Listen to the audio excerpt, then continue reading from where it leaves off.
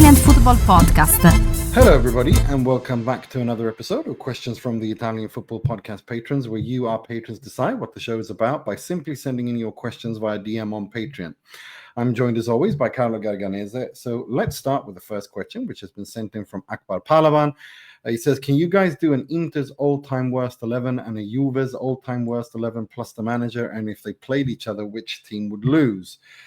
Carlo, you haven't had time to prepare for the Juve one, but we're thinking, and I've not really had too much time to prepare either. So I'm just going to go off of Inter's worst all-time 11 of players that I've seen play. So goalkeeper Carizzo, genuinely awful, unwatchable, horrible. Looked like a vampire as well. Yeah. Left back, Felice Centofanti, an absolute awful player, probably the worst wide player I've seen, Italian wide player I've seen in one of the big clubs, genuinely dreadful. Right back, Jonathan. He was just dreadful. Then I'm playing a 4-3-3.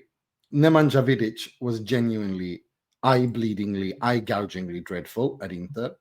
Juan Jesus, equally as dreadful, but you could pick Ugo Campagnaro. You could pick basically anyone who was at Inter during the banter era. But those in particular stand out for me. Then I'm playing a 4-3-1-2. So Ricky Alvarez was they dubbed him the new Kaká, and he was Kaká, but not Kaká, in number 10. Then Gargano, Mudingayi, Kuzmanovic, the trio of death in midfield. No football IQ, nothing, just awful. I say with Ricky Alvarez that if it was walking football, he'd be the best player in the world. Because he used to play like he was walking with the ball, but actually technically really, like when you get like over 60s, they play like walking football because they're too old to be able to run. Like you see it quite a lot. I don't know if they have that in Sweden, but they have it over in England. They have like walking football. He'd be brilliant at that. Up front, Joaquin Correa, if you take into consideration what he cost and the output, he was an absolute dreadful player. And Tommaso Rocchi. Like that's the players that I can remember off the top of my head. Darko Panchev could be mentioned as well because he cost a lot, came with a big reputation, was absolutely dreadful. There's lots of players you can pick, but those are the ones that really stand up for me. Gresco as well. Gresco as well. But Centofanti was just the... When was Centofanti around? Was he... 90s. 90s, I was going to say 90s. I don't remember watching him. I do, and I unfortunately do. It scarred me as a child. I should probably have the Moratti family pay me damages for traumatizing me as a kid. That's my 11 that I can think of right now. He'll do worst manager. It's hard to go past, like, in terms of not tactically, because I think he was all right tactically, and overall he did all right. But in terms of sucking the fun out of football and just being a cranky and awful at communicating, and I genuinely disliked Walter Mazzarri the most out of any Inter coach I've ever seen at Inter. I genuinely disliked him. I did not like him at all. But if so that's just my personal preference. I mean, there's lots of others they've had that were dreadful. But yeah, next week I'll save this for next week, and then you pick your Juve one, and then we can decide which one was biggish, which one was the bigger turd. Dario Knezovic will definitely be in it, as Luciano Moggi said, because he's so shit you can't even say his name. Next question. Jack Hacken says, hi, Neiman Carlo. Got another question for the pod. What's with all the random dumpsters in Italian cities in town? They're everywhere and unlocked, but never full. How does this work? I don't work for any municipality. Do you have any answer for that? Like, why Sorry, are the I didn't understand the question. I don't feel like understand. I need to. Apparently, I feel there's like I need to random read it. dumpsters in Italian cities. They're unlocked and never full. It's like I don't know. Send an email to Dumpsters. me. What do you mean? Like a? I don't know. I don't know. What's with all the random dumpsters? They're I don't everywhere know. and I unlocked. don't But know. never I have no full. idea. I think he means. Does he mean bins? Does he mean? Yeah, no, he means these dumpster giant containers that you found. bin containers. Yeah. Like the industrial type bins. Yeah. Like you get in. Yeah. Yeah. That's what he means. And I have no fucking idea. I don't work for the municipality and never have and don't plan to. So I don't know. I don't know what to say. I honestly don't know. I have no idea. But footballing wise, Moise Kean to Milan to reunite with Allegri. A good idea. And can Carlos say the computer and whack the computer mouse one more time? This would complete my existence. The computer. I am working on the computer right now. Yeah, and I'll give it a whack. To be honest with you, I need to whack the computer now. It's like it's on its last legs. I need to buy a new one. Yes, please do. Actually, the computer is it's so broken now that I can't use the like the inbuilt mouse on the computer. I can't use it anymore. It's broken, so I've had to buy a mouse here, and I have to put that on the side and use that. All right, yeah. Please buy a new computer. Moise Kean to Milan to reunite with Allegri. A good idea or a bad idea? What do you make of that? Moise Kean. Yeah. I mean, I think he would do well in this Milan team. I think he's improving so much. Moise Kean. He's growing so much that I feel like he's becoming quite adaptable to play in most systems. I know there's been a bit of a debate over, why has his output dropped at Fiorentina? I just think that, I don't think that's anything that he's doing wrong. I think that's the team around him. Look how he's playing for Italy this season.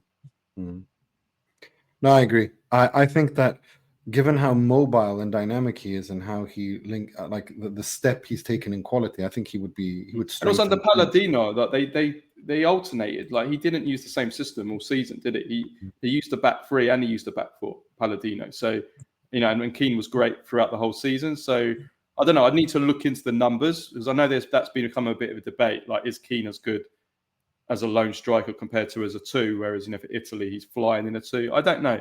I feel like he's good enough with his back to goal, holding up the ball, his physical strength. That I think he can play that role as well. I think he has taken so many strides in the last year that I think it will work fine the way Milan play, and I have no problem with him. I think that him and Rafael Leao would have a lot of fun, given how they love to switch positions and move around.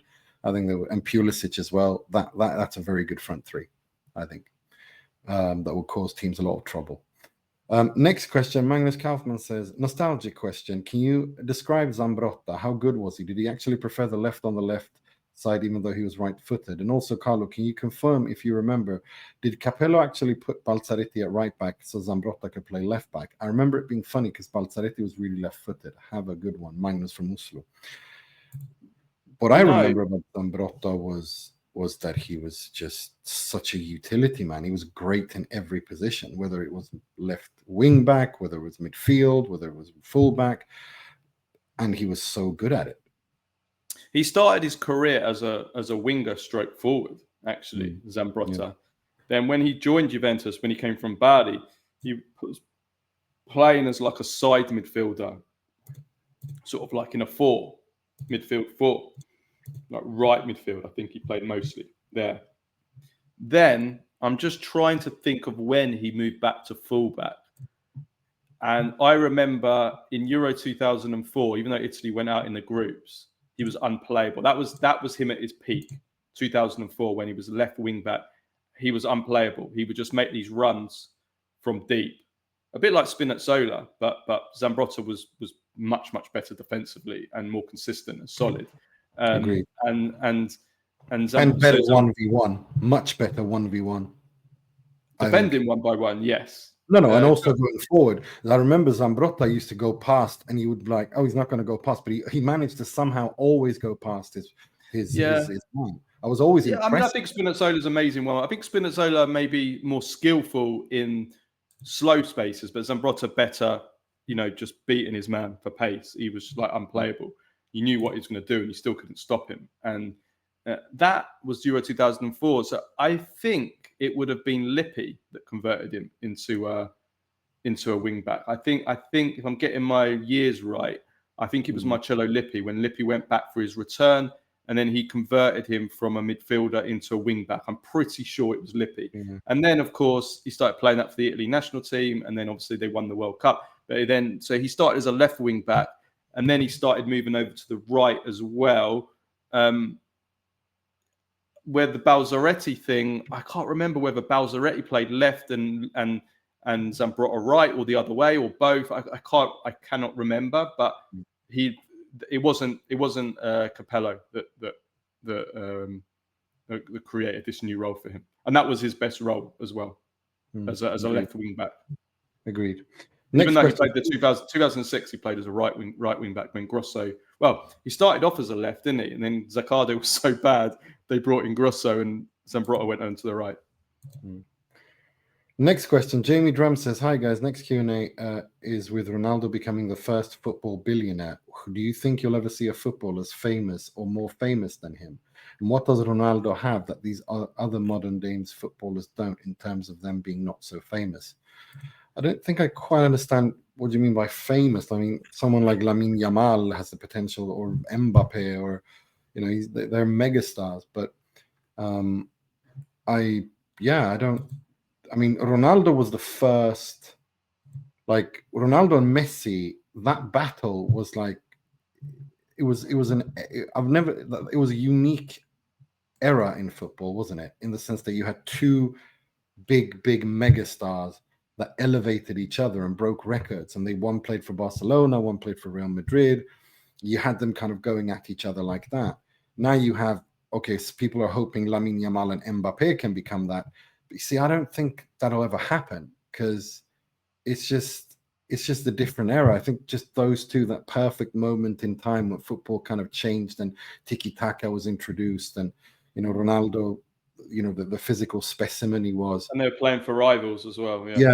For rivals. I think that I know what Jamie means. I think he means a footballer that transcends football, transcends sport, and is known and famous. Maradona is the most famous.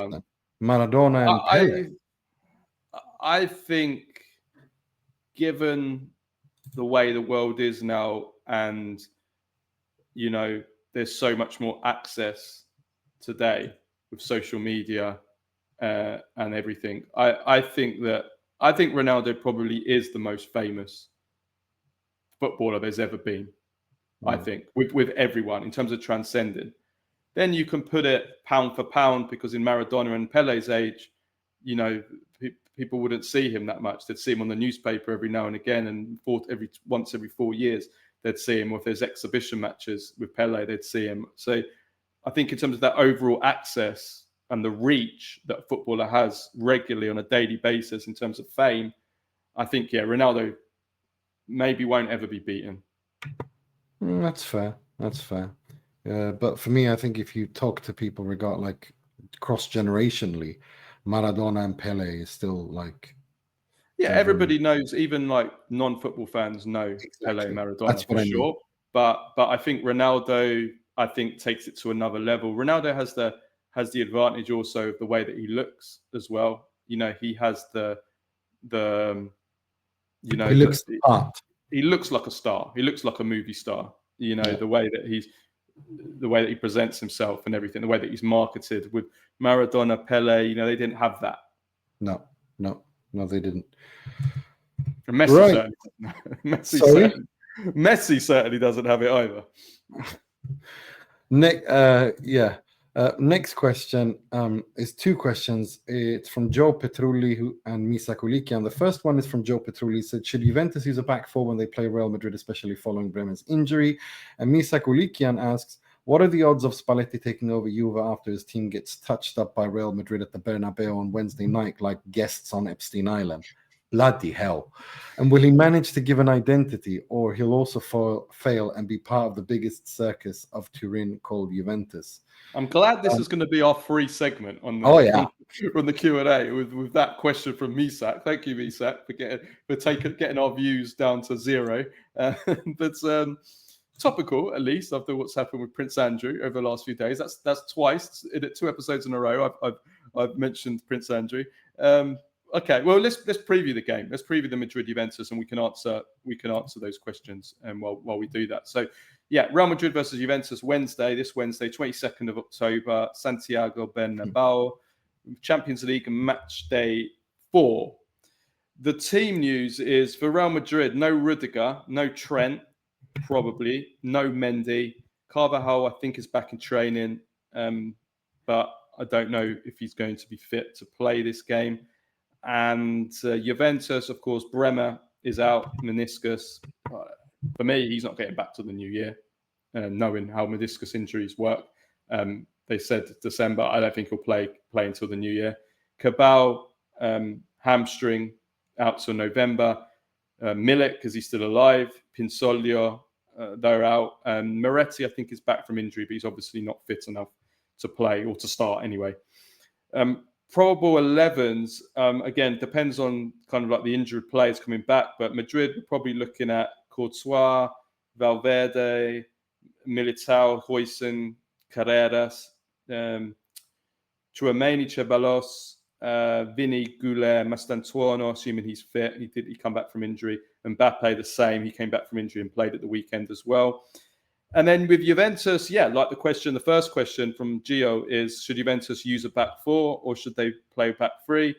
Well, that's who knows? I mean, they went to a back 4, which Tudor doesn't really like using, but he went to it against Como, and it was just as much of a disaster as the back 3 was. So honestly, we're recording this on Monday, midday-ish. And we'll have to see what the training sessions are like on Monday and Tuesday and what they're testing out. I think that it will become clear by Wednesday kind of what system they're going to use. Right now, I don't know what they'll use, what they should use, because they both look as bad as each other. On paper, I would say a back 4 because they're so short on defenders, good defenders, now that Bremer is out. Why would you want to play an extra bad defender?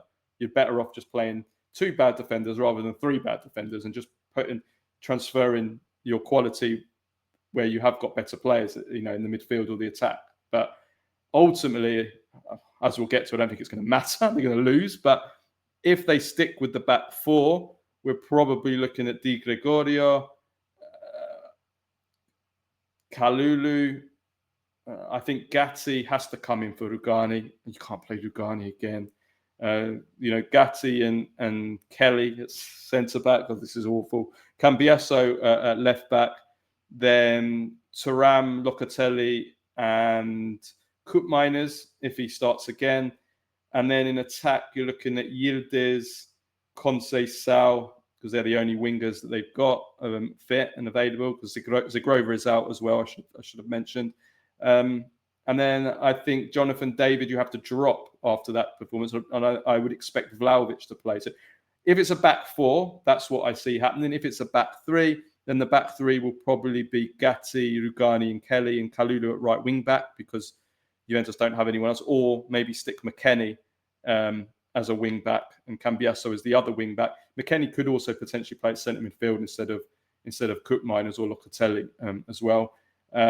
So that could be the 3 in either the 3-5-2, in the 3-4-2-1 or the 4-4-3-3. And then if you're playing a back 3, then the 2 behind the 1 would be Yildiz and Conceição behind probably Vlahovic again. So not much change in terms of names on the pitch, just a change of system because they don't have many options. So yeah, those are the probable 11s. The odds reflect the situation. Madrid are basically 1-2. Juventus are 9-2. Surprised they're not longer, to be honest. Draw 16-5. To answer the question on what should Juventus do going into this game, what system should they play? I don't think it matters. The Juventus are such a mess. I think they're going to lose. Hopefully they don't lose too heavily, and it really damages their confidence, because then that then gets transferred to Serie A, where they're already obviously really struggling, and they're sliding down the table really fast right now. So hopefully it's just, not too much of a heavy defeat. So a 1-0 or 2-0 defeat would actually be a good result. Otherwise, yeah, it's bad. Igor Tudor obviously is already at risk of the sack. So a heavy loss here, and I think he could be gone. If they lose this game 3-0, 4-0, 5-0, which is very possible, I think Tudor will be gone, especially when, as we discussed on the Monday pod, the relationship is bad between Tudor and Comolli. Tudor blames Comolli for the bad transfer market, for not buying him Colin Moani and signing Openda, who's been a disaster and doesn't seem to have a position in this team. I think that you add everything together, the bad form, the bad relationship, the underperformance, the poor performances, the underlying metrics, it all points to Tudor getting the sack if they get a big defeat here. Yeah, I think that's a fair assessment. But I don't think they're going to get hammered. I don't think they will. I think they'll. I have a feeling they'll get a draw. I think it's a situation where everyone is, Juve are associate and they're this, that, and the other. I think they turn up in big games. I think it's against the smaller teams when Juve disappoint. I don't think they especially under Tudor, I think they really fire themselves up and turn up in big occasions, usually. So I don't think they're going to get hammered. Obviously, Real Madrid are a much better side than Juve, goes without saying. I think and anyone and everyone would agree with that. But I don't think they're going to get smashed. I really don't think that. I think Juve will be able to contain Real Madrid. I think they will concede. But I'm thinking 1-1 or something like that. 1-1, 2-2, something like that. I think Juve can get a draw. I really think that. I don't think they'll get smashed. As for his question about Spalletti coming in, well, we kind of discussed that on the Monday pod, which we recorded on Sunday night and put out. But I think Spalletti or Mancini, or what other options are out there? And Palladino seems to be the favourite. I've seen Nicola. Well, how do you feel about that? Is he ready for Juve? Well, we talk about a lack of identity. I'd be honest with you. I know it's going badly for Fiorentina, and maybe we should revise how well he did at Fiorentina. Say the same about Italiano as well when we see how badly they're doing this season. I didn't see an identity. I couldn't. If you'd say to me, what is the identity of Palladino? I couldn't tell you. I couldn't. What's his system? What's his formation? What's their style of play? How do they play? I don't know what his identity is, and I think that's a bit of an issue, because that's the problem with Tudor at the moment, is there doesn't seem to be any patterns of play. There doesn't seem to be any real, and I didn't get that with Palladino at Fiorentina. Maybe at Monza a little bit more. They played some decent stuff, but Fiorentina, I never saw that. Even when they went on that long winning run. Remember, they went on that long winning run last season. Apart from that, if you take that long stretch, the rest of the season was really bad. So I don't. I don't understand why you would get rid of Tudor to put in Palladino, because they play essentially the same. It's for me, it just screams a distinction without a difference. Like, you bring in someone who plays you stack the guy who plays the 3-4-2-1, and you bring in the guy who plays the 3-4-2-1. The problems aren't going to disappear unless Palladino finds a magical way to make Vlahovic and Jonathan David and all these guys be able to coexist. In which, well, that's what I mean. It depends what system he would play. I don't even really know what Palladino, because he changed. No, he plays the 3-4-2-1. That's that was his preferred. But he also changed it, didn't he, at Fiorentina? And so, but yeah, you're right. Generally, that is his go-to system. Yeah, you're right. So it's I don't know. I don't know, and whether someone like Spalletti or Mancini, I have to be honest. I hate to say this, but who would take this Juventus job right now? I just feel like it's like taking the Man United job now. Like, you can see this team is so badly constructed, and like, what is the best you can hope for with this team? Like, at the very best, you're getting top 4. That's all you can. All you can play for is top 4. And even if you get top 4, people are still going to moan. So it's like you've got really nothing to gain. Not mid-season. If you start at the beginning of the season, you go into the summer and you say, right, if we can work together as a club, if the club can start to be better run, we can have a good market, we can actually start to build something.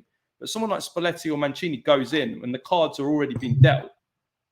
What can you do? If you haven't got the cards, you haven't got the cards. What are they going to do with these cards? No, I agree with you, and it's Juventus, and you don't want to, burn yourself out too. You want that job in a better condition, like Conte did when he turned Juventus down a couple of times before he took over, and the rest is history.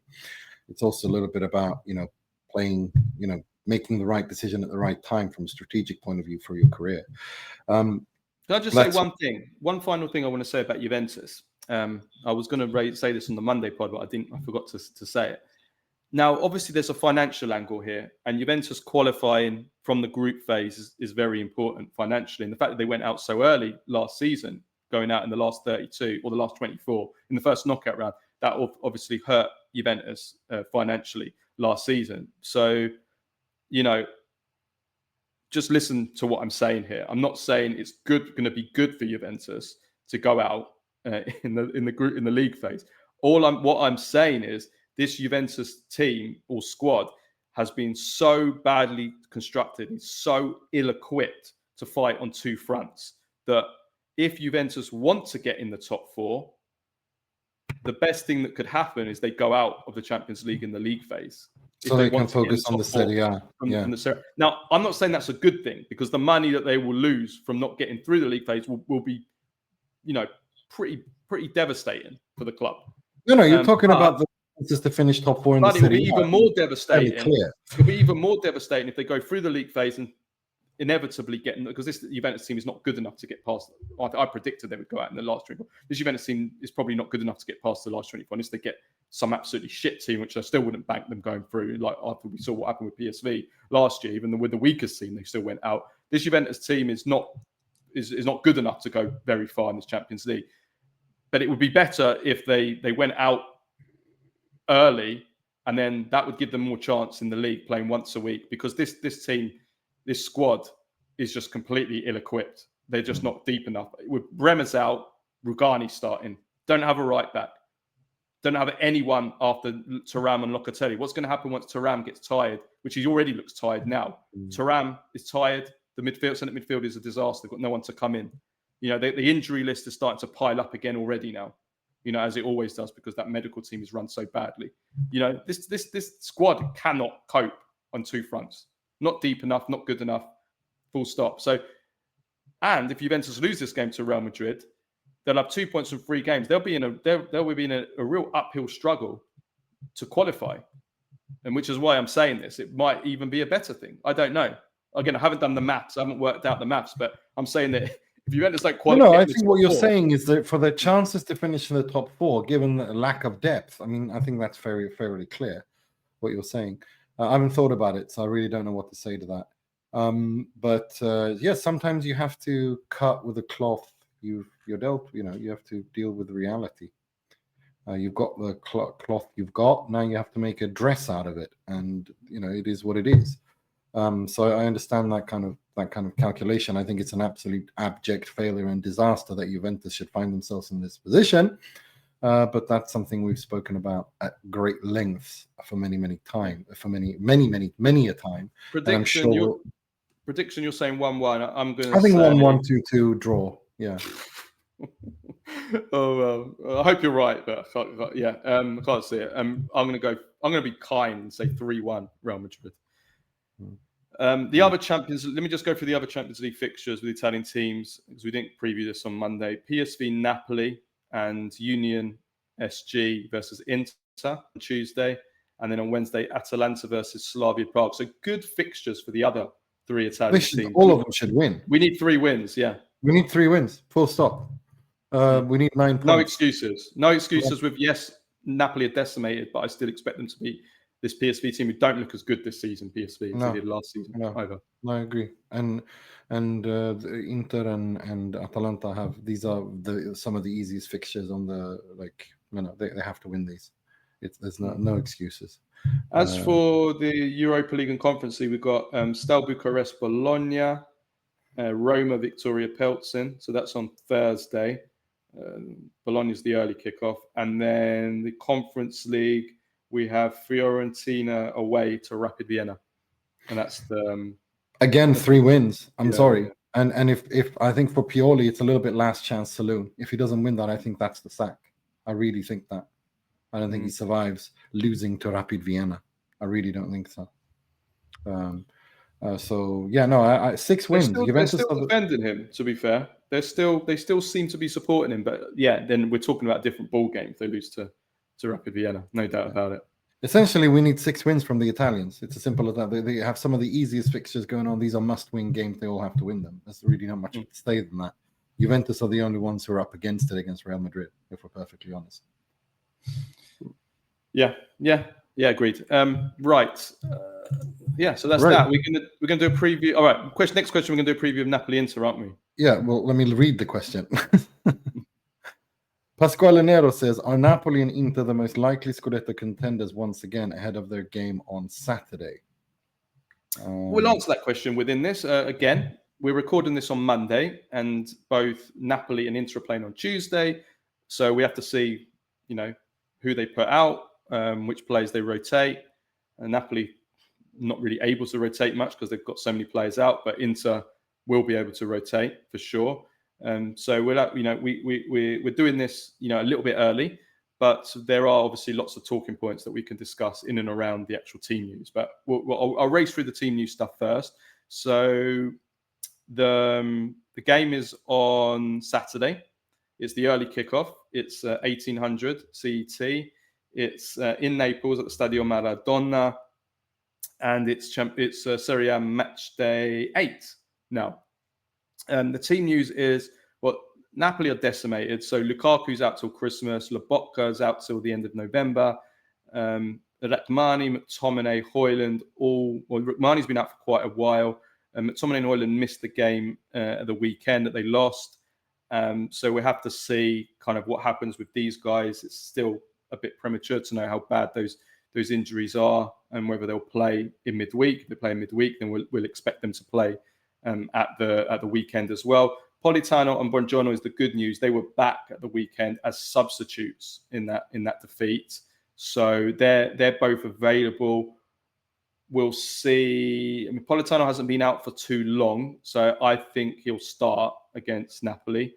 And Buongiorno, listen, I think they have to get him back starting because they can't keep going with these other defenders are really failing, especially Bookma's been a little bit disappointing so far. He started slow, and Juan Jesus, I mean, it's 2025, and the year of Juan Jesus is still here. And Inter, Darmian's out. Thuram, what's Thuram? Yeah, I don't think he won't play for the Napoli thing. They're saying he's going to target it, but Inter and injuries, they lie. So don't believe a word. Until he's out there training, he's not going to play. If he trains, then he'll probably play. If he doesn't, forget about it. I'm sorry, but when Inter have been lying about injuries for so many years, it just, I don't believe a word anymore. They dragged out like nothing. It's become like this kind of meme, how when they said Lukaku's back next week for like 8 months. So no, it's until he starts training, everything else is, just blah, blah, blah. And it's not really, they can do without. I mean, they're going to rotate heavily now midweek in the Champions League. There's really no excuse. Tell us then. What do you expect the Inter 11 to be against Napoli? Napoli? It's going to be the full strength team, other than Thuram, isn't it? Yeah, I expect Bastoni, Acerbi, and Akanji, Sommer in goal, Dumfries, Di Marco, Barella, Çalhanoğlu, and Mkhitaryan, Lautaro, and Boni. Those are the ones I expect to play if Thuram is injured, unless if he's back and trains Thuram. He's going to rotate heavily in the Champions League, and that's the right thing to do. Honestly, if they're not a good side, Inter, he has to rotate heavily. Question is, Kivo has not done that as such. He likes to makes 5 or 6 changes, and then play them 50, 60 minutes and make those changes in game once the game's been won, which is, I don't think he'll make more than 5 or 6 changes. I'd be very surprised if he made like 8, 9 changes. I'd be very, very surprised. Because I think he has to focus on that Napoli game, because given where Napoli are in terms of that they're decimated, given that they've struggled, they lost to Torino, it's not looked really good, the games that they've won. They're grinding results out. Whilst Inter have bounced back after that Juve loss and this Roma win will also build confidence. I think Inter see this as an opportunity. I think Inter see this as a huge opportunity to send a message and shut the doubters, in the sense that you're up against Napoli, the reigning champions. They're in a weaker spot. They're in a weaker position in terms of, because of the several injuries to key players. They haven't looked too good. Whilst you're actually on a really positive trend, you just beat Roma. You can win your 7th game in a row. You can take your 3rd consecutive win in the Champions League.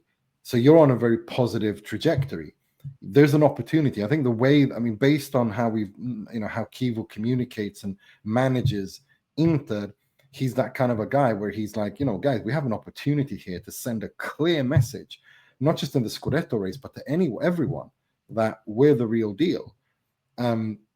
More than it weighing them down, I think it's an opportunity. If anything, and if there's anything we know about this Inter side, there's the senators of this Inter side, is they will want revenge for having lost the title to Napoli, which they feel they should have won. So this is a huge opportunity for them to prove a point. So I think it's also a big opportunity, Nima, for the team Inzaghi lovers. If Inter win this, a prick, you know that you are such a prick. The only reason you're saying that is to wind me up. if Inter win this game, so let me tell everyone, I really lost it before we started recording, and that's what he's trying to provoke me to do, and I'm not going to fall for it. Well, all I was going to say is, if Inter win this game, I know what you were doing. Don't try to pretend like you weren't. You were stoking the fire. Don't pretend. I know exactly what you're doing. Rubbing my hands. I'm fed up with that discussion. I'm fed up. No, all I was going to say is the serious point I was going to make, although I will admit guilty as charged. I'm trying to wind Nimmer up here, because Nimmer hates all these kind of like. It's an unintellectual and uninteresting discussion. They're all saying, "Oh, see what Christian Kivu's done. He's come in. He's already set a record, 6 wins in a row. Everybody, all the, was Inzaghi. We're not missing Inzaghi at all. That's fine. Don't miss Inzaghi. I don't care about stuff like that. It's this notion that this it's like there's no analysis here, and there's no. The discussion centers on such stupid talking points that I'm actually not interested in participating in anymore. It's like this jaded girlfriend syndrome that people have since the Champions League final. Look, I've been, my position has been very clear. I think there's a couple of things you have to bring up, and this is the last time I'm going to talk about this. I'm never addressing this again. It's for me, this is like Calciopoli. I'm done with this now. If you still want to talk with it, talk about it, mate. Go talk to someone else. Glad you said I've had enough. No, I've been there for quite a while. I zone out because I've had enough of it. I think it's all there. I've spoken about it at great lengths. I've done it for 15 years. I'm bored. But the last 4.5 months have been so dreary, and I give people time to process and whatnot. But when it reaches the point where it's becoming this like obsessive, and it's like it's just there's no brain power involved. It's just saltiness. I'm not interested in that. Look, my perception on the Inzaghi era is multifaceted. I look at several things. Number one, where was the club when he found it? How did he leave it? Was there an improvement? And I think there's no doubt that it was improvement. There's no doubt in every single metric. Now, if you look at the results per se, Inter in the Champions League under Inzaghi were outstanding. No one can criticize his tenure or his results in the Champions League. They overperformed many, many times over.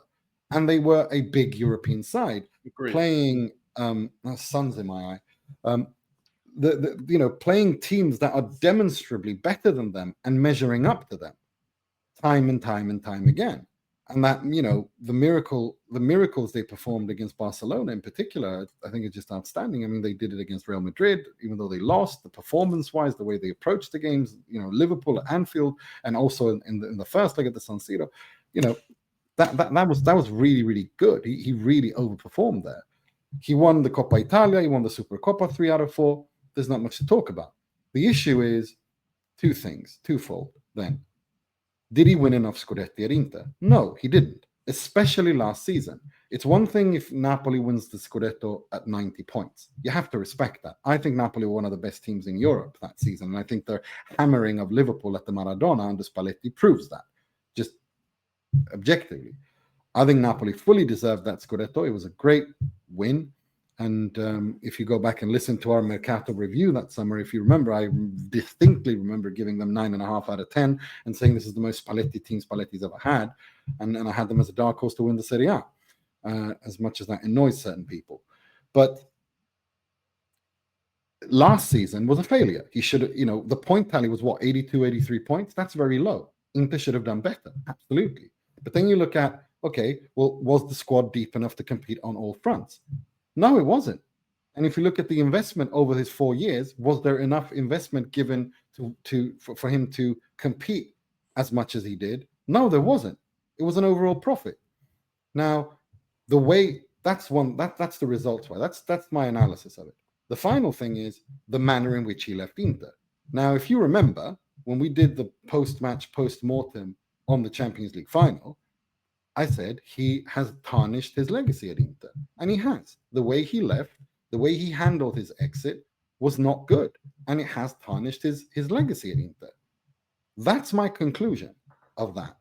Now, if that, I can't express it any clearer than that.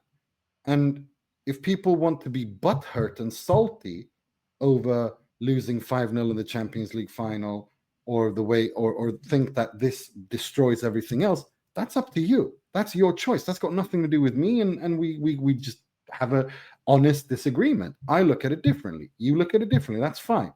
But I'm actually pretty exhausted, and I'm tired of this constant yammering week after week of whining and yammering. No, Kivu did this, Inzaghi never did that. It's like, it's boring to listen to, it's actually quite tedious and boring and lacks any intellectual analysis. And I'm not interested in that, that's the only thing. And I don't want to talk about it anymore because I think it's boring. I've moved on.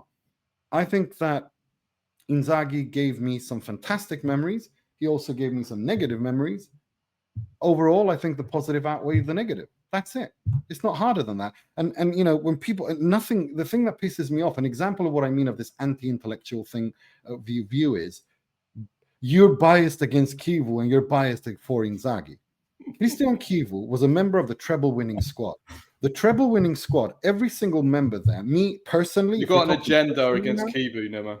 No. Listen, if we're talking personally now, my personal feelings, that treble squad, every single member, every single person at Inter, from the guy at the Appiano Gentile parking lot to the president, I will always cherish and love them for what they did. They gave me the most amazing season of my life as an Interista. Nothing will ever beat that. That was winning it in the most Inter way ever. And they did. And I love Kivu for that. I have zero things against Kivu. And if you remember when he was appointed, the reason why I said I think he's being set up to fail. And I remember distinctly saying that I'm actually never going to criticize him or demand that he gets sacked. And I haven't. I predicted that he would get sacked, which is not the same thing as wanting him to get sacked. And if people don't understand that, well, that's a you issue. That's a you problem. The only thing I would say about this, so I think it's a bit of a boring talking point. 7 games. It is boring. It is absolutely seven games into the season is all I'll say is this: when people try to make conclusions so early into the season over this manager, look at how much better this manager has done compared to this manager. When we're 7 games into the season, I used to get it all the time with Allegri. as well. It's just like this is ridiculous. Just wait. Let's see at the end of the season how they've done, and then at the end of the season you can make your conclusions, and then the results will speak for themselves. So I think it's too early to say, oh, Christian Kivu, look what an amazing job he's done. Inter are not missing Inzaghi at all so far. I think, and I also think using the Barella quotes as proof. I mean, what do you want Barella to say? If Barella's coming out and criticizing the coach, then I'd be bloody worried. You know what I mean? Like, I wouldn't take too much to what is being said publicly. I think it's good. It shows he's got the support of the team. But I just think it's it's way too early to be doing the whole "I told you so" stick. It's way too early. If by mid-season, let's say by Christmas, Inter 5 points clear at the top of Serie A, then we can start entertaining that. And I'll be the first one, as you know, and everyone who listens to this show in good faith and knows me and has interacted with me through the years, that when I'm wrong, I have no problem in holding my hands up and admitting that I was wrong.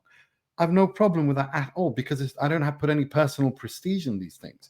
I offer my analysis, and based on that, I make my predictions. If someone disagrees with that, let's have an honest debate about it. But can we stop this infantile, childish bullshit where we just project you have a bias against him? Why would I have a bias against Kivu? Like, did he fuck my mum? Like, what do you mean? Like, I don't understand. Like, why would I have a problem with Christian Kivu? Again, this is someone who was part of a team that gave me the most enjoyment I have ever had as an Inter fan. Don't like Romania. Okay, I mean, it's weird, and I mean, it also goes to show that they're not listening to what you've said. Again, I said I will never criticize him, and that's good on social media. No, but like, it's exhausting. Do you know what I mean? It's like, I literally even said that I'm never going to demand his sacking because I like the guy. I think he's being set up to fail. My criticism was aimed at Marotta all along, and the way that he handled Inzaghi's exit and the way that he handled all of last season. To be fair, I can second that. Knowing Nimmer speaking to him in private, I can say that I said it on the pod as well. It's there. Yeah, it's there. It's literally there. Like, the video is there. What do you want me to do? And it's like, why would I be like pro Inzaghi? Like, do you think he's paying me cash? Do you think I'm shagging Gaia? Like, what do you think is going on? Like, it's like people are this is childish level discourse. Do you know what I mean? It's infantile. And frankly, it's fucking exhausting to listen to. So I'm not having this discussion anymore. I'm sorry, I'm not doing it anymore. It's boring. It bores me. It's tedious and boring. So it's, this is my analysis of the Inzaghi tenure. This is my view on Kivu. I hope, as I said at the time, that I'm wrong, and I have no problem admitting that when I'm wrong. Just like you don't have any problem when you're wrong to admit that. Like, there's no prestige here. We don't work like that. So please take these stupid projections, somewhere else. I'm not interested in that. Have your debates with someone else at this level. If you want to have a good faith, honest, intellectually honest debate, let's have that. Happily to have that any time, because I think it's interesting. But this schoolyard bullshit is just, no, I don't want to have it. I think it's boring. I think it's literally boring. Anyway. Brilliant. Listen, it's been going on for 5 months, and it's like, shut up already. It's enough. I successfully trolled Nimmer into you're a prick. You're evil. Anyway, so no. Anyway, let me just zoom through the past. We've given you way too much good content. No, I want to talk about the just look, probable 11 for Napoli. Listen, it depends if they're available. If Lakmani, McTominay, Højlund prove their fitness, if Politano, Buongiorno prove their fitness, it's possible they could all start. I don't think that all the defenders will start, because I think that's too much of a gamble given they're not fully fit. But I think Milinkovic, Savic, Di Lorenzo. I think Buongiorno will start. Then it will be Lakmani or Bukma. Like, it's a bit of a gamble starting both those two centre-backs having been out. So it might be that Bukma starts, but we'll see. Left back will be either Spinazzola or Oliveira. Does he want to go for someone that's better in the air to defend Dumfries aerially, or does he want to go with Spinazzola, who for me has been Napoli's best player consistently this season, and he's been a one-man attack. So I think you have to play Spinazzola. Then the midfield, I think it will be Gilmour, it will be Anguissa, De Bruyne. I think McTominay back on the left if he's available, Politano on the right, Højlund in attack if they're all fit. If they're not, then Napoli are probably going to have a few issues again. Predictions. I think a draw. Hard to predict, isn't it? I think a draw. I think if if Napoli weren't decimated, and I don't just mean decimated by injuries, but decimated also when it include the fact that some of the players and some of these injured players will play are not fully fit. They're way off their full fitness. I would have said Napoli. I would have been confident of a Napoli win at home. But no, not with these injuries. I think it becomes open. So I think a draw. I think that's that's where I start, a draw. But I actually think Inter can win this. I really do. I think it's a little bit like the Roma game. If anyone wins this, it's Inter. Mainly because of, I think if you look at the positive trajectory where Inter are mentally, and also Kivu's calm, like Marotta said, and we've spoken about long before Marotta said it this weekend about how he spreads calm around. He's calmed everyone down. He's got everyone united, working towards the same goal. That's completely Kivu, and I think his handling of these situations is excellent.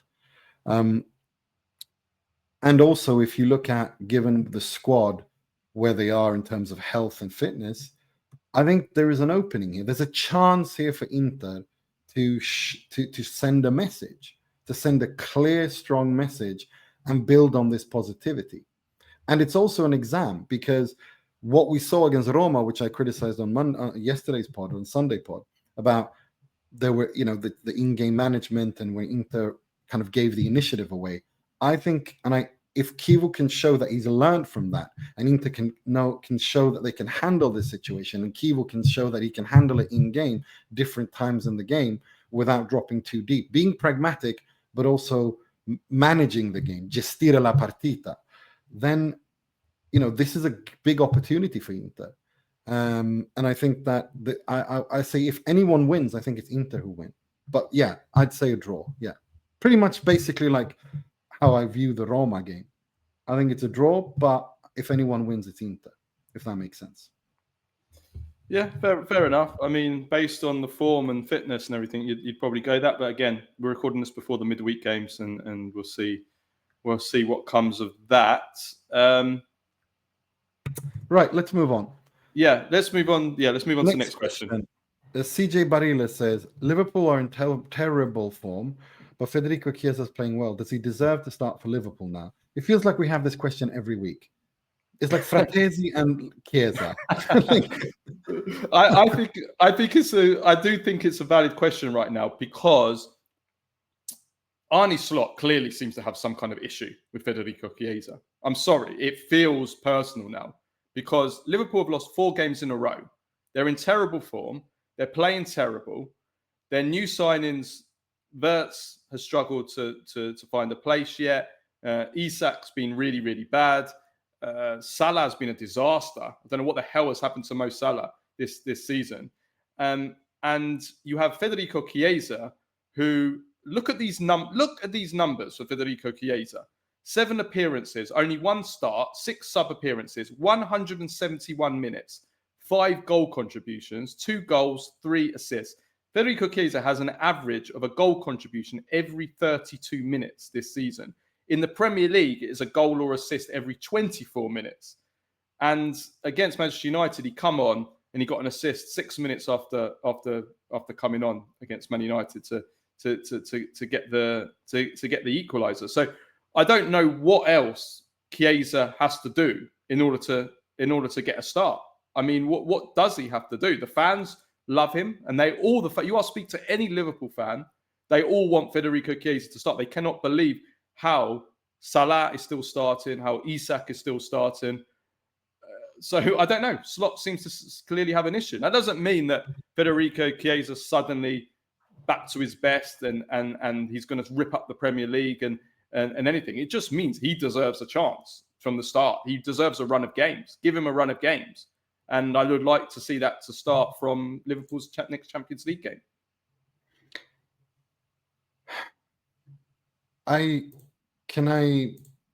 If I can be devil's advocate here, I'm not a big fan of Arne Slot, and you know I don't really rate Liverpool as much. And I think that the reason they won the league last year was more down to Arsenal fumbling it more than them winning it.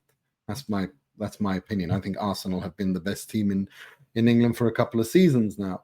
And I think Arsenal are going to win it this season. And if they don't, Arteta should be put on one of Elon Musk's rockets and sent to another galaxy, because it's just insane how you can continuously not win with that team that he's got.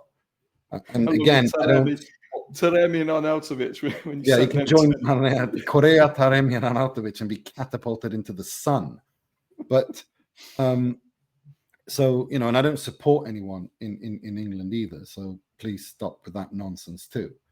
But so if I can play devil's advocate here, Arne Slot, you don't just move Salah and Isak. It's not. It takes a lot to bench them, given the prestige. I mean, Salah's a club legend.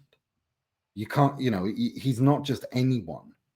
And Isak is the most expensive player ever, or Premier League record, most expensive signing, blah, blah, blah. It's not that easy to bench someone like that. Do you know what I mean? And Chiesa, given how much he came in, I think he's a victim of circumstance more than anything. Yeah, but you've got to also play players based on who deserves to be in the team. 100%. We speak about this with Antonio Conte all the time. Yeah. How he always picks players that deserve to be in there. Now, if Salah is playing as bad, Salah's been terrible this season. He looks like it doesn't look like Mo Salah. It looks like I don't know, Jacopo Salah. Like it looks like it doesn't look like Mo Salah. His evil twin brother. Do you remember him, Jacopo Salah? He deserves a start. And there's a lot of games. They play a lot of games. He deserves the chance, the opportunity. I mean, it might be a case of that Chiesa is better as an impact sub at this point in his career. Exactly. But for the first time, when Chiesa comes on now as a substitute, I expect him to do something. The crowd gets on their feet. Like, you watch him now. Every single time he's come on this season, he's either scored or he's assisted, but he's lively. He's a pain in the arse again. And that's great for Italy, because even if Chiesa ultimately only proves to be good enough as a sub player, he's going to be a great weapon for Italy, we hope, from the playoffs into the World Cup, hopefully. He'll be a big weapon, Chiesa, for the World Cup. Even if he's only playing 20 minutes a game, we can bring him on for 20 minutes and he can have this kind of impact for 20 minutes. You need a squad. You need players off the bench to change games. That's when the most goals are scored and when games are won and lost in the last 20 minutes. So even if he doesn't make it as a 90-minute player anymore, no problem. But he deserves the chance. He deserves the opportunity. And when Liverpool have lost 4 games in a row and are playing as badly as they are, I don't see what you have to lose. And I also think that he's earned his right to get a chance. And it does feel personal after the way that he's treated, the way he was left out of the Champions League squad, the way that, Well, he's now in the Champions League squad, isn't he? He's in the Champions League squad. He got a reprieve because of the Lione ACL. They had to put someone else in. Yeah. I don't think it's personal. I think it's just the Slot has never handled a situation like this, and he doesn't have the character to be like Antonio Conte and just bench a star. I think that's just what it is. But we'll see. Next question comes in from Carlo Petruccio. It says, hi, Carlo and Nima. Can I just say what an amazing job you both do with the pod? Please keep it up. Thank you very much, Carlo Petrucco. Sorry for mispronouncing your name. Petrucco, not Petruccio. He says, my question is, on a recent trip to the Friuli to see family, what a lovely place to have family in. if I may say so. I took the opportunity to visit the Stadio Friuli, Blue Energy Stadium in Udine. I was taken aback at the moment of refurbishment work that had taken place since my last visit some years ago. It's truly an impressive stadium. Why is it that a small provincial club like Udinese can create such an impressive and modern stadium, while many of the bigger clubs in Serie A struggle to do so? Also, what's your opinion of the job being done by the ownership management at Udinese? Many thanks, Carlo Petrucco. Well, it's because they have a mayor there and they have a city council there that works with the club, and Milan and Inter don't. And there are many chefs and in that kitchen in Milan, whilst in Udine they all work together. So I think it's very, very simple. From a political point of view, there's more political will. As for, I think Udinese says, I think they've done well. I mean, what else can you say? I think they've done all right. Yeah. They've done what you can expect of them. Yeah, what can you expect from them? That's the point. It's unfortunately this is football nowadays. Football isn't like it was in the 90s, 80s.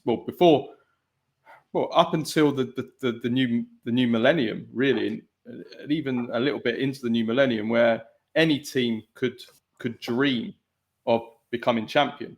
Of if the club was run well, there was that chance. That's out of the window now because of the way football's gone. Unfortunately, been monopolized by a very small number of hands, as everything in the world has. Unfortunately. Right. Next question comes from André Barilaro, who says, what on earth has happened to the great player nicknames? Back in proper football days, we had Il Divino Codino, Pinturicchio, Erpopone, Batigol, La Furia Cieca, Fantantonio, O Fenomeno, Il Trattore, and many more. Now all we get are sterile corporate tags like CR7 or some other woke nonsense. Has the game gone? Have we lost the art of the nickname? Are the players not good enough to deserve unique tags, or are players just too media trained and too boring to earn them these days? I don't know. What do you think? Give us back our nicknames. That was what I was. I think he's right. I mean, what nicknames are there today? I don't even know if there's any. El Toro for Lautaro. Ticus, because Thuram was called that since he was a kid. I've not even heard that one. Ticus, yeah, because he was a kid and there were two marks. How often is that used? All the time. I've never heard it used. Not in the English-speaking world. No, because he was called that as a kid because there were two Marcuses on the team and he was the smaller one, so they called him Ticus, Little Marcus, like some French abbreviation. It's true though. It's there's no nicknames like now, right? Even if you take the best players in the world, what's Kylian Mbappe's nickname? What's Erling Haaland's nickname? No idea. What's Yamal's nickname? Exactly. No. Even the best players in the world don't have nicknames. So I think that answers your question. There is no nicknames. I don't know why. I think that maybe because there's no creativity in the world. Everyone's just boring, just a bunch of robots nowadays. I don't know. Or maybe political correctness as well to an extent. Oh, we don't want to offend people. You'd think from a marketing point of view that nicknames would actually be good for marketing. It enhances your product, doesn't it? To give a nickname. If you give a good nickname, trademarking like CR7, or R9, or these were trademarks. These were they become. You could sell merchandise and products based off the nickname. So I don't see from a marketing point of view, it doesn't make any sense not to have nicknames. So I don't know. It's a really good question. Yeah. No, I agree. It's a good question. I miss it. I miss it too. I remember when I was at goal. Bergomi was not Zio. Yeah. I love that. Well, I remember when I was at goal. This was terribly unprofessional, but it was in our fledgling days when we were still a small website, and I generally have never given a shit anyway. Whenever with what people think. I used to write. I used to call whenever I used to do stories on Galliani. I used to just call him Uncle Festa. I used to actually I even got to the point where I would actually put in the headline Uncle Festa, and then his quote afterwards: Uncle Festa, Milan robbed by referee. I used to call him Uncle Festa, and I did that for about a year or two. I never used to call him Galliani. I just called him Uncle Festa because he used to amuse me. Yeah. But we used to get great nicknames. Like the Italians were great. The Italians and the Argentines or the South Americans, the best at picking nicknames because they would pick nicknames that were mildly insulting. Like if somebody there was a lookalike of someone, they'd call them that, you know. And who was it? Walter Novellino. Do you remember Walter Novellino? Yeah, they of course gave him I do. Monzon. They gave him a nickname after a boxer. And then you'd get, I mean, you used to get some that definitely you couldn't use. You couldn't use the name, like Zico or Sormani. They used to call him the White. You said it was Sormani. They used to call him the White Pele. Yeah. You know, like that wouldn't be allowed. Now I remember when Gagliardini burst onto the scene, and they called him. Some people in Italy were calling him the White Pogba. Do you remember that? God. Do you remember that? They called Gagliardini the White Pogba. And I remember once, this was when goal was starting to become like a corporation. I remember saying, "Oh yeah, should we call him the White Pogba in the headline?" And one of the corporate guys went, "No, you can't say that. That's it's racist to say that." Yeah, I remember, like in Italy, they call Van Basten Flamingo, and they call Ibrahimovic a Flamingo as well. And they used to, I mean, Kurt Hamrin was called Lucellino. Gunnar Gren was called Il Professore. Everyone had the nickname. Yeah. It's Bonnie, I love Bonnie X was my favorite one. Bello di Notte. That was from Agnelli gave it to because he only played well at night. Whenever there was Juventus played at night, Boniek would always be amazing, especially more in the European nights because Boniek was in Europe. Boniek was insane in Europe, like always. But then whenever it was like a Serie A game in the afternoon, Boniek would always be shit. Couldn't be asked. Couldn't be asked. Right. Next question. Joshua Capelli says, question more for Carlo, as I know Nima will say he wouldn't even pick Chiesa in Italy squad, but if by some miracle he stayed fit and Arne Slot decided to give Chiesa a proper chance instead of favouring over his son Cody Gakpo, and he played consistently where he was playing at 80% of his top level, would you start him for Italy? And if so, would you change the shape to a 4-3-3 or find a spot in a 4-4-2? No, I would have Chiesa in the squad. I just don't think I would start him. Yes. Based on, we've answered this question already. Right now, you take him in the squad, and he's shown himself this season to be a fantastic impact player. Now I want to see him get some starts for Liverpool. If he gets some starts for Liverpool and starts playing well 90-minute games, then yes, then we can start answering that question. But right now, in the squad, but as a sub, impact sub. Agreed. Giuseppe Di Benedetto says, 1, why the F did UEFA stick with the same skewed World Cup qualifying format from 4 years ago when there are 3 more team slots? This format doesn't reward the best performing teams with qualification, as a one-leg playoffs can be a crapshoot. Do you think moving to the single league Swiss model would result in the best teams going through? Are they going to have a 54 team league table? I really like the Swiss model, and I think they should go to it. I like it. I really do. I think it makes the qualifications more interesting. Right now, they're boring as hell, and it's not fun. It's really not much fun to look at. From in terms of excitement, yes, no doubt about it. From a sense of what is fair, they have to change the model. Whether that is the Swiss model or not, I don't know. But it's absolutely ridiculous that Italy could win 7 of their 8 games and then go out in a playoff. Whereas you've got, I mean, just look at it. It's a joke. Look at North America. How many teams are qualified? Look at South America. Bolivia have lost 10 games in their South American qualifying. They're going into a playoff.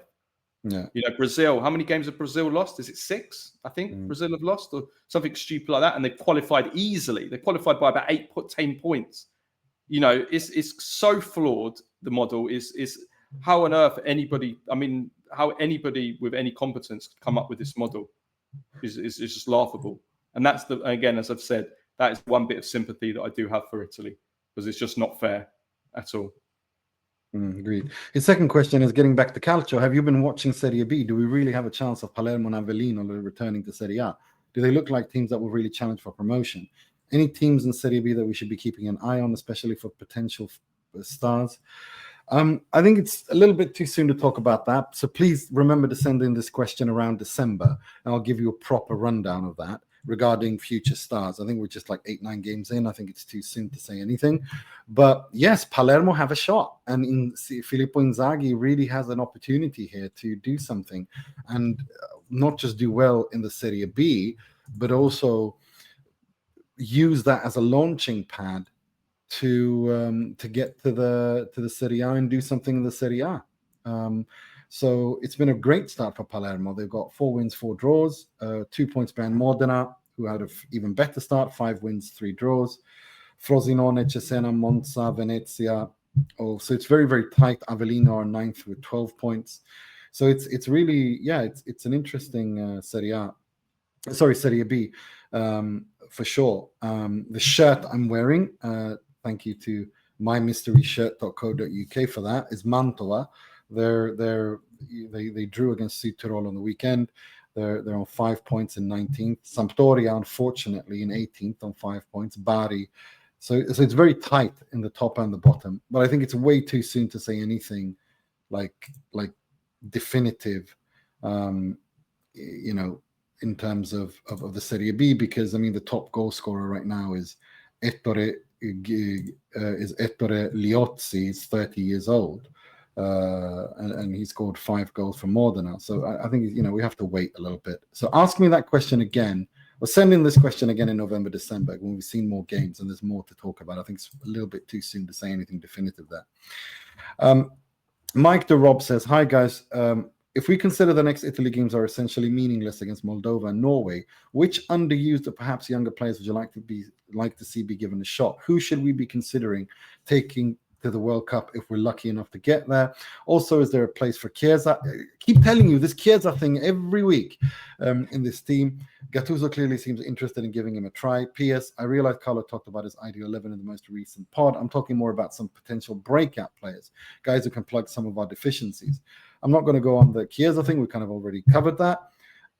But this is an interesting thing. Who would you call up as a potential to give him? I would give more, for me, it's Kayode. I'd give more room to Kayode, to Coppola, to Udoji. Do you know what I mean? Just to test things out.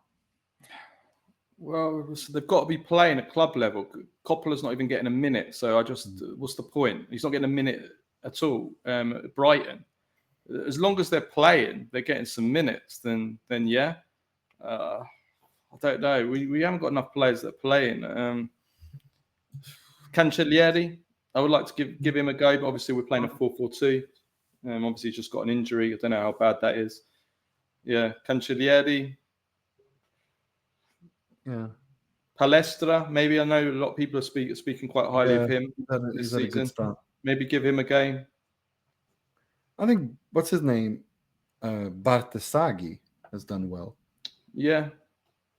Bartesaghi, yeah. Orsolini as well, because I think he deserves it, given where he is as well. He hasn't gotten enough. I think he should start against Moldova. I think we should give him his flowers.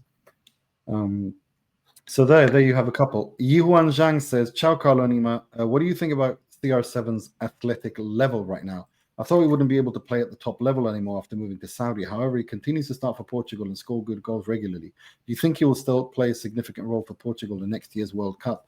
If so, should he stay within the starting 11 or be a super sub instead? Thank you in advance." Wouldn't it be the most Cristiano Ronaldo thing ever if Portugal, who have a fantastic squad, win the World Cup with him in it? It is insane. Given that he's 40 years old, he's nearly 41 in a few months. But his physical stature, it's amazing. Yeah. The only thing I would say is he's done this in all the qualifiers recently for past tournaments, but then flopped at. Yeah, he flopped at the last 2 tournaments, the Euros and in the World Cup. He completely flopped, having been brilliant in the qualifiers. I think he was top scorer in at least one of those qualifiers. So it's a different ball game once you get to the World Cup. So we'll see. But it is a difficult one, isn't it, for the manager? Because you ain't dropping Ronaldo. So that answers your question for you. Ronaldo will be starting. Yeah. If he's fit, Ronaldo will start. Yeah. Sanat says, "Hi, Carlo Nima. Hope you're well. I've got a 2-part question for today, both with a La Liga connection. Are there any clubs in Italy that follow a Socios-like model, Serie A or below? Would you see it as beneficial for any clubs, especially regional ones, where a foreign owner can run the club opposite the people's wishes and often bankrupts it with no sentimental value attached? 2, athletic clubs' recruiting policy has always been interesting, and they've been relatively successful with it too. Any major Italian clubs with something similar?" I don't know of any socio. No, like that Fiorentina have tried to go more Italian consciously. If you have a look at their youth system at the moment, Fiorentina, it's massively Italian, unlike most of the others that are full of foreigners, even in the youth levels. The bloody foreigners, eh? Yeah, bloody foreigners coming to our country. Yeah, I mean, taking all our Primavera positions. Give us our penalties and our youth team back. Yeah, no, I think you're right. I don't know of anyone. I mean, Roma used to kind of be very good at finding Roman talent. There's this thing about, the captain at Roma and Lazio should always be someone from Rome, but that's not, kind of waned out a little bit. Mohamad Saleh says, hi guys, with the national team officially securing a playoff spot, can we now show some remorse to Ventura's 2018 failure to qualify? I feel like Mancini's failure was more embarrassing when we look at the oppositions, Switzerland and Macedonia, especially with a squad that just won the Euros. And now we make a playoffs again after being battered against Norway. Not saying Ventura amazing at what he did, but I feel he was more scrutinized than Mancini and Spalletti for coaching an above average Italy squad at best. So we're rehabilitating Ventura. This is where we are now. This is. I'm not having a go at the question. I'm just having a go at this idea that I see a lot in Italian football. And again, I'm going to bring it back to the Allegri disciples that all used to be like trying to save Allegri just because Thiago Motta was shit. They were saying, "Oh, but look, this proves that Allegri was great." No, it doesn't. Allegri was shit. Motta was shit. It's simple as that. So the fact that Ventura suddenly becomes great because we failed to qualify for tournaments afterwards. No, Ventura was a fucking disaster, and we've been a disaster since. It really is simple as that. You don't suddenly become great for being shit just because everyone after you was shit as well. The Theory of Shit by Carlo Garganese.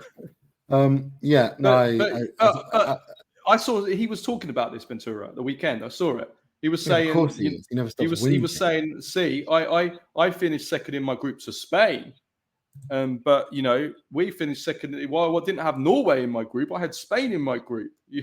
So yeah, no, it's all not good enough. But the only thing I would say for Ventura is to say that again, the bigger picture is this is Italian football needs to stand up and realize that the crisis that we're in and where Italian football has become. And not look just at the manager itself. The same as what I've said in the Monday pod about Juventus. You can keep criticizing each manager, including Allegri, just to not to make this like I'm hating on Allegri, including Allegri. You can't just keep blaming the managers all the time and saying they're not good enough when there's a bigger problem at play. And that's the situation with Italy. There's a bigger problem there. It's not the managers. It's the state of Italian football. It's that we're not producing players. It's that we have no pathway. It's that we don't have no stadiums. It's that we're run by complete idiots. It's so that's the bottom line. Agreed. Although I think that the Mancini failure was more down to circumstance and Jorginho and his stupid hop skip penalties, because Italy should have finished first for the World Cup. Yeah. Mohammed Visha says, hi, Colony. I truly enjoy you talking about old games. With that being said, what is your favorite performance by one player in a match, club, or national team? Mine are Recoba versus Roma in 01-02. It was pure magic that night that Zabina got so frustrated that he smacked him without the ball and got a straight red card. And Romario versus Uruguay 94 qualifier were the best one-on-one goals I've ever seen. Second question, I'm watching the Under-20 World Cup final, and I was shocked by this new rule that teams can ask for a review. I personally hate it, as it is another step into Americanizing the sport. I know Nima must love it for that reason, but what do you think, Carlo? This is how you know that Wisha and I are friends, because I absolutely love that. I want to have 3 coaches' challenges, not just one. Well, anything that's Americanizing the sport is bad. No, it isn't. You want to do your stupid MLS penalties from the 90s. That's because I want teams to win fair and square. I don't. There's nothing. What's fair about fouling someone in the penalty area? Like, come on. Like, I think that. I didn't know about that, but Morocco won it though, which is incredible. Morocco had this number 7. Did you see him on the right wing? He looks absolutely identical to Cristiano Ronaldo. The way that he runs, the way that he plays, the way he does his early Cristiano Ronaldo, the start of his career, the way that he does his drop of the shoulders and just the way that he looks from the back, like identical to Cristiano Ronaldo. It's actually uncanny. I actually thought it was like a highlight of, because obviously Morocco wear a similar kit to Portugal as well. When I've seen all the highlights of all the Morocco games, I thought I was watching like Portugal in like the early 2000s. It was I'm not sure what his name is, but the Morocco number 7, just like Cristiano Ronaldo. Yeah, I don't know about that, but I mean, greatest before. Three coaches challenge. I would love that. Absolutely love that. Straight to the. But it's not workable because you don't have enough time to make the challenge, and when do you stop the play, and it just. What's your favorite performance though by one player in a match? I mean, this is a boring one, but I mean, it has to be Maradona against England, doesn't it? I mean, just unreal. Or Maradona against Belgium. Yeah. It has to be one of those two. Yeah, in 1986. It's boring, but it's I mean, the biggest stage and what he done, the individual goals he scored, just incredible. Agreed. Same for me.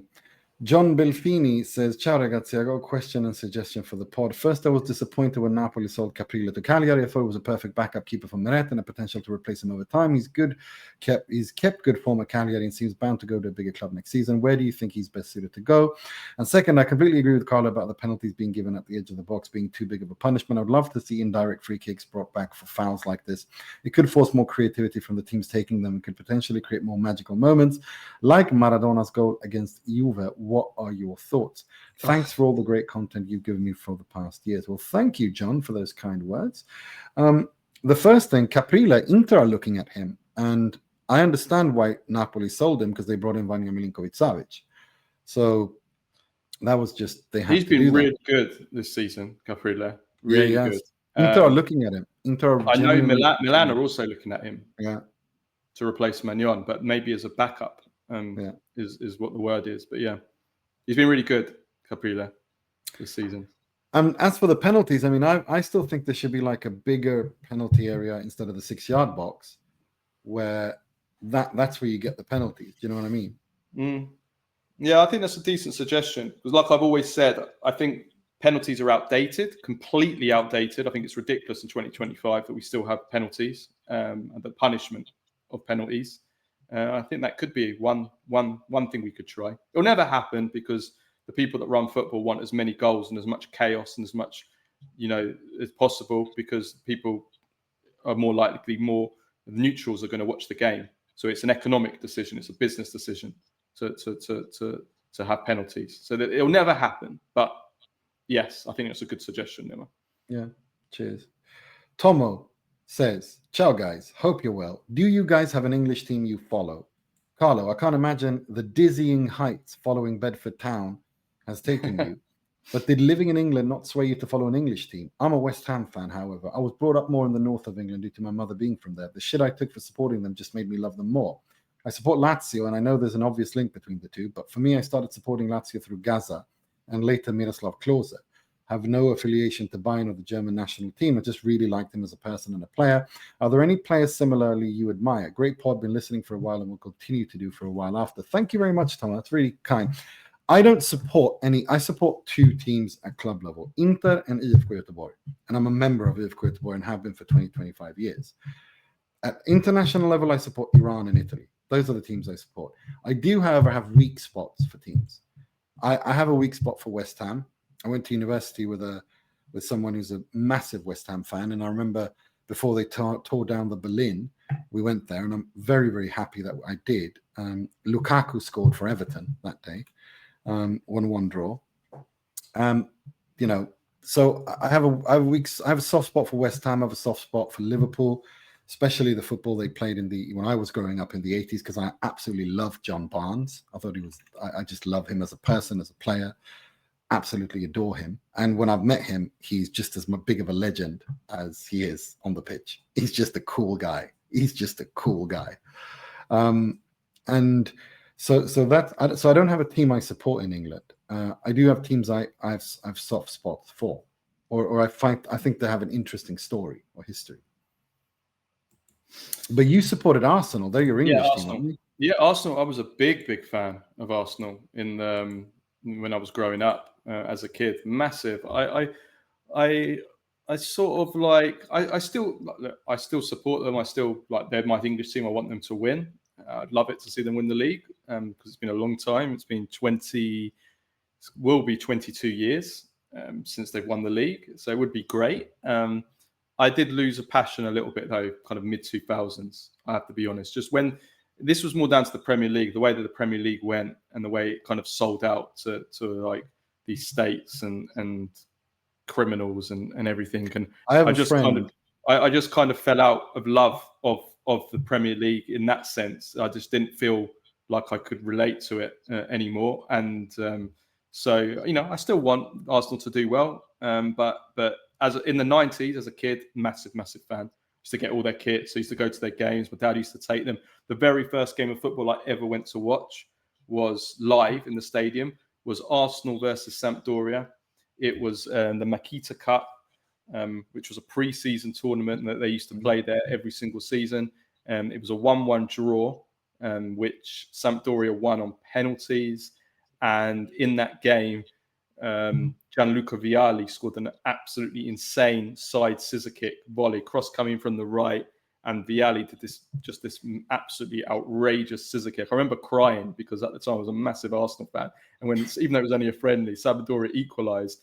And I remember I was watching the game with my dad and my cousin who'd come over from Italy. And when Vialli scored, my dad and my cousin, Salvatore, also from Italy, they jumped up and started celebrating. Like, because obviously, being Italian and what Italian, I was an Arsenal, and I started crying because, it was always a bad loser. I'm still a bad loser now, believe it or not.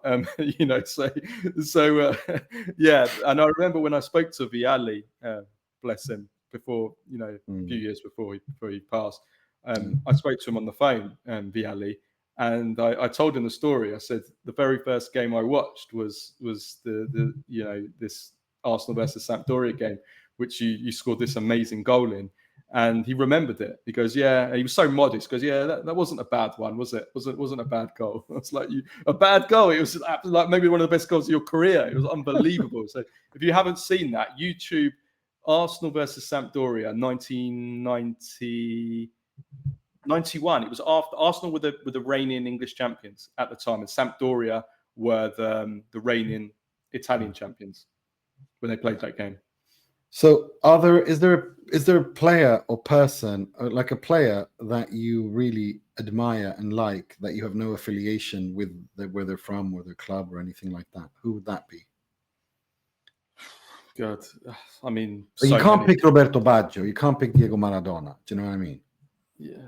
I mean, so many. I think the player that I grew up loving and kind of like wanted to be like as a because I wanted to be a footballer, as I've said. I wanted to be a footballer. That was what I wanted to be when I was young, and I played team professionally. I was in Luton Town, Luton Town's youth team, and I was a number 10. So I always looked at the number 10s. And Zico, watching all the old games of Brazil, that amazing Brazil 1982 team, I loved Zico. He was absolutely amazing. So I'd probably say Zico. And actually, we got a dog once, our family, and I named it Zico. And then we took it back the next. All the dog lovers, don't at me now. We took it back the next day. We had it for one night. We bought a dog, and we took it back the next night because my mum started freaking out. Like, oh, I can't. It's too much for me. I can't. It was going to be too much to deal, because we've got my younger brother Luca is autistic, so he already needs full-time care, and she just freaked out. Oh, I've already got a kid to look after, and I can't look after this dog. We had the dog for one day. Well, I called it Zico just because of my love for Zico, and I remember I fed it bread. And I shouldn't laugh, but apparently you're not supposed to feed bread to a young dog. Apparently it can't digest it. But I didn't know that. I was so. But I didn't know nothing about dogs. So, yeah. Anyway, I'm going off on a tangent here, but yeah, Zico. For me, I really liked Gaizka Mendieta. I'm not a big fan of Spanish football at all, but I loved watching Mendieta play for Valencia. I genuinely love, and for Spain. I just loved the way he would control a ball, the way he would pass, the way he would create down the right. I just loved him. Absolutely loved him. I thought he was such a quality player. And And there's a couple of German players as well. Terrible at Lazio, though. Like one of their all-time flops. Yeah. I really liked. That Valencia team was insane, by the way. Yeah, it was. I really liked Bernd Schneider at Leverkusen. I really liked him, and Mehmet Scholl. I really liked them. I thought they were good players. And Thomas Hessler, of course. Oh my God, Tomasino Hessler. Love to interview him. Those are two players. Sean Doherty asked, re-sponsorships. How can so many teams not have a shirt sponsor? Roma, one of the biggest teams in Italy, are stepping onto the pitch sponsorless. Is it a case that they have a figure in mind and won't take less or no one is coming? Thanks as always and great work. Well, they were part when Inter got bamboozled, and so did them with this digital bits nonsense. And since then, I've not really seen Roma with a sponsor. And Juventus didn't have one either until Jeep came back. So, yeah. Which is yet another example of how badly Juventus are being run. The fact that lots of Italian couldn't even get a bloody sponsor. I mean, how bad can you be? Yeah. No, it is what it is. But yeah, I agree with you, Sean. It's not good, and it's just bad that they can't find any sponsor to pay to want to be associated with them. You know, it just says. I think if you want to make an indictment on Italian football and how unattractive it is on a marketing and global stage, there's a brilliant answer. There's a brilliant example of that. Mm. Ahmed Khaled says, "Hi guys, hope you're both well. Thanks for the great work." Capello said that he sees himself in Chievo. What do you make of this in terms of high-level similarities that Capello may have seen? If we go down memory lane, when was Capello identified as a good coach? His style of play and when was his first win in a big game against the Seven Sisters? I presume it was before the Milan job. Well, just to read the quote, Capello said, he was very clear. He said, just a quote that he says about how I've got it here. He says, Chievo, before becoming Inter's coach, had experience with the Nerazzurri Primavera and a handful of Serie A matches with Parma. Many considered Inter's choice a risky bet. I didn't. Do you know why? Because certain qualities don't need a long apprenticeship. In this sense, I see myself in Chievo. Even I, before coaching Milan, had only worked in the youth sector and found myself leading a group of champions who had won everything. There are two fundamental concepts. First, tactical changes are fine because it is right for the coach to leave his mark as long as he doesn't overdo it. The locker room of a team must be handled with extreme care, sensitivity, and tactical intelligence, and Chievo is doing that at Inter. He has tweaked things without overturning them. He's asked for simple things because you can't suddenly ask the moon from players like Lautaro, Bastoni, and Barella.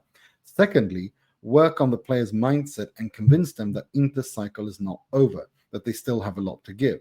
And it's no coincidence that Inter today seems reborn.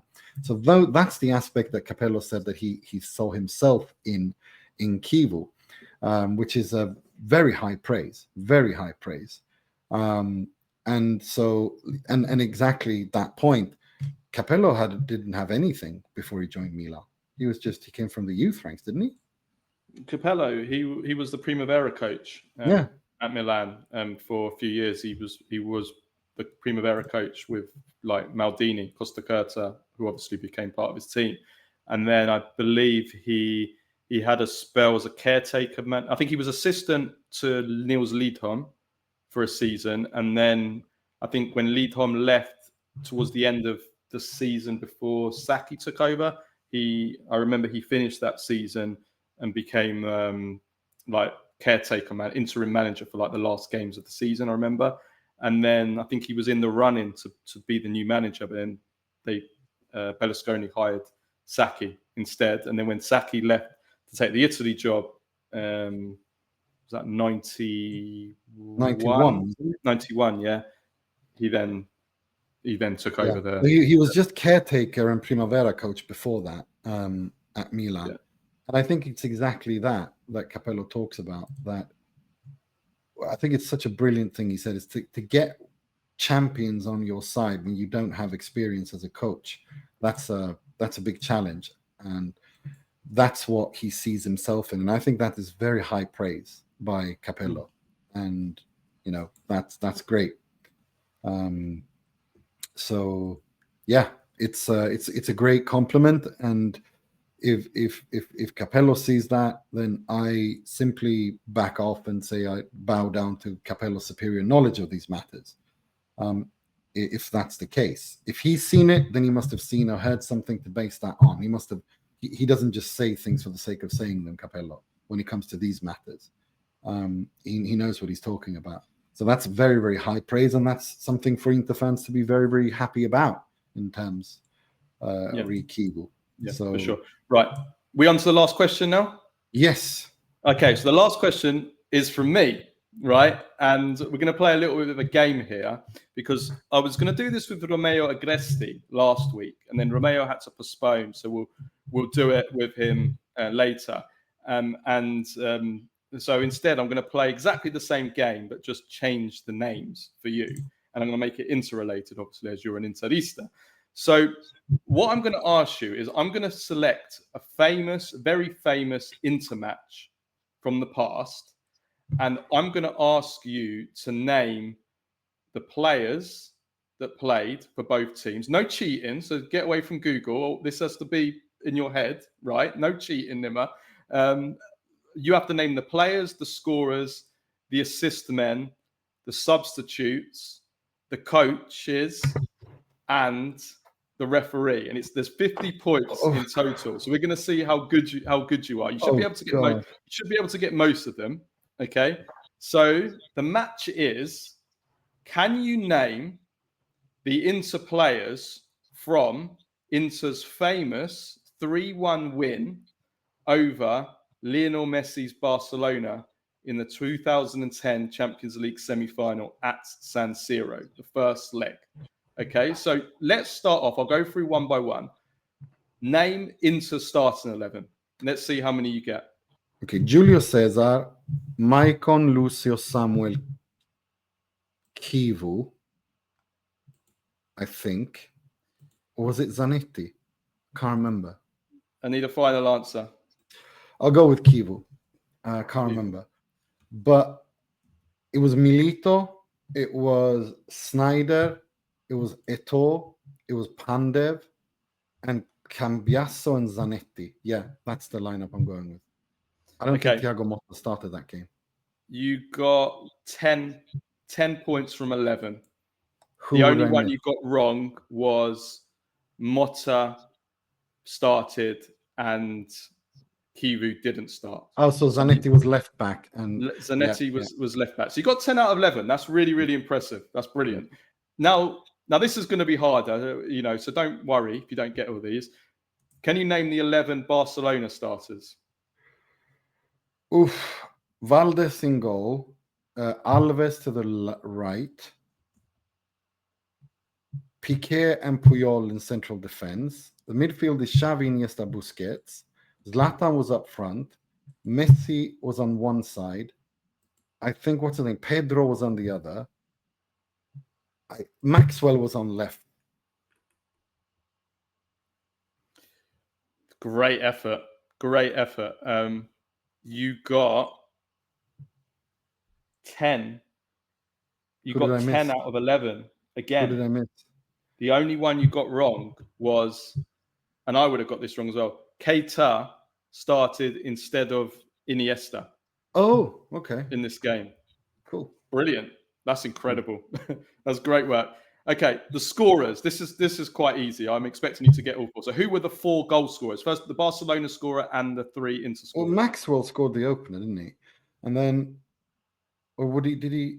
No, Maxwell ran. Or was it Pedro who ran? I can't remember. It was Pedro and Max. I can't remember. It was one of those two. I can't remember. I think it was Maxwell. I'm not sure. Give me a final answer. Yeah, I'll say that Pedro scored and Maxwell ran and Maicon was ball watching. Then equalizer was Schneider. Maicon 2-1, Milito 3-1. 4 out of 4. Correct. Doing well. Now this is really hard. 2 points each for this. You need to name the 4 players that got the assists, or who were the 4 assists by. Maxwell got the Barcelona. Eto'o got the assist for Schneider. Thiago Motta won the ball, played it to Milito, who played it to Maicon, and Snyder mishit the header, and Milito headed it in. So, yeah. It's good going. You got 3 out of 4 there. Okay. Maxwell, you got right. Milito got 2 assists. Schneider, as you correctly said, got 1 assist. Oh, so it was Milito. It wasn't Eto'o. Yeah, it was Milito. I remember Milito laid it off to the left, didn't he? Yeah.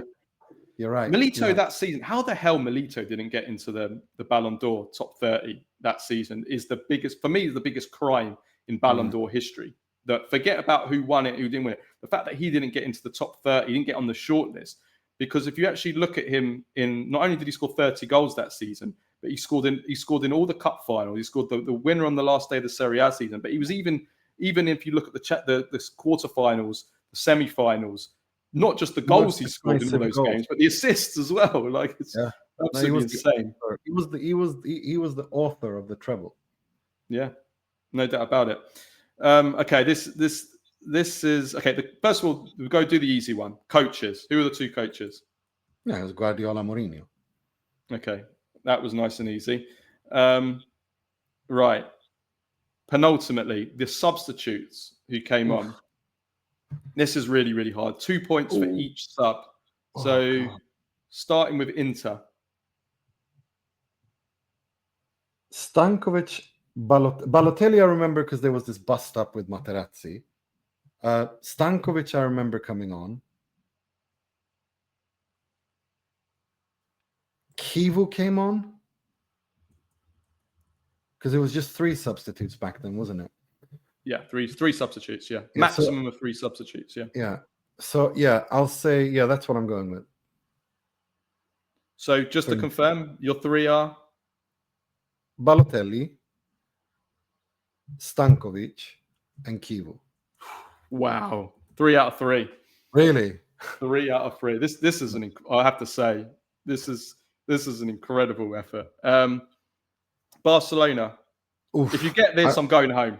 No, I don't remember a single one of their substitutes. I honestly don't. I remember Ibrahimovic going off and being booed. Who did they bring on? To be honest, this is a bit of a trick question. It's a bit unfair. So I think it's unfair for me not to say this. Barcelona actually only made 1 substitute in this game. So it'd be unfair for me to ask you to name 3 when it was only 1, which is a bit ridiculous, seeing as Barcelona were 3-1 down. They only made 1 substitute in this game. Very Guardiola. I think he just take Ibrahimovic off. And who did he bring on? God, no, David Villa was the following season. I can't remember. I really can't remember. Yeah. Okay. Well, we'll put. I don't think you'll get it anyway. So I'm going to put you down as 0 point. It was Eric Abidal. Don't ask me why they would take off Zlatan and bring on Eric Abidal when they're losing 3-1. I have no idea. Because he went to a 3-4-3 and wanted Messi to play centrally as a false 9, if I remember correctly. Yeah. Now that you mention it. Yeah. And then Zlatan was never played again. And final one. This is 6 points. This is to take it up to the 50 points. If you get this, then you're the greatest quiz master of all time. Who is the referee? Oh God. I'm sorry, there's no way you're getting this. Was it the Polish guy? No, the Hungarian Sandor. No, Sandor Paul. I think he'd retired by then. Yeah, and it wasn't Marcini. It wasn't Marciniak either. Was it an English referee? No, it wasn't. Was it? Wait, hang on. Was it the dentist Markus Mark, the German? Do you remember it? Yeah, Markus Mark. No, it wasn't him. It was. Listen, you're not going to get it. I'll be honest. I hadn't even heard of him. If anybody's watching this now that knows this, yeah, write it. I'll tell you what. I'm not going to say the answer. I'll write it down. Anybody that's watching or listening, write down who the referee was. It wasn't an English referee. Okay, what I'll say, it's a Spanish referee. How can it be a Spanish referee when Spain is one of the Spanish? Oh yeah, that's a good point. Well, he's got a Spanish name. Can't be Spanish. Okay, no, he can't be Spanish. Even with Barcelona. Barcelona, that would be just... Yeah. Wait, hang on. Can't be Spanish. Oh, no, he's not Spanish. Sorry, it's Portuguese. He's Portuguese. Yeah. I honestly don't. Honest to God. It wouldn't surprise me. Some of the have you ever seen the as what did Mourinho call it? The shame of Stamford Bridge. That was the Norwegian referee, wasn't God, I miss him so much. Oh my God, I miss him so much. Yeah, okay. Look, I'll tell you who it is. Best season ever for an. I'll be honest, I've not even heard of this. I've not even heard of this referee. I don't think anybody listening will have done. If you have, well done to you. Olegario Benquerenca. No idea. No. Don't remember at all. Yeah. Don't remember. Okay, let's do it. Let's add you up. So you got 10 points plus 10 points. That's 20. 4 out of 4 for the scorers. That's 24. 6 out of 8 for the assist. That's 30. 6 out of 6 for inter subs. That's 36. 2 out of 2 for the coaches. That's 38. 0 out of 2 points for Barcelona subs and 0. So you got 38 out of 50. Listen, I think you've done really great there. I think you've done brilliant. I'm annoyed at the Abidal thing because I had it on the tip of my tongue. But other than that, I'm happy with that. What I'll say is this, because I think maybe we'll do this for the social. You got out of the starters, you got 20 out of 22. I think that's brilliant. I think that's you've done a great job there. Maybe Inter Die Hard should know all the Inter players. Maybe. Yeah, but the thing is, like, I remember Barcelona. Well done on that. That's a great. Because I remember there was this ballottaggio he wanted to between Kivu and him because he had Messi to deal with on the wing because he knew Ibrahimovic was going to play. I remember the ballottaggio, and I remember Zanetti playing, and I remember Zanetti being everywhere that night. So yeah.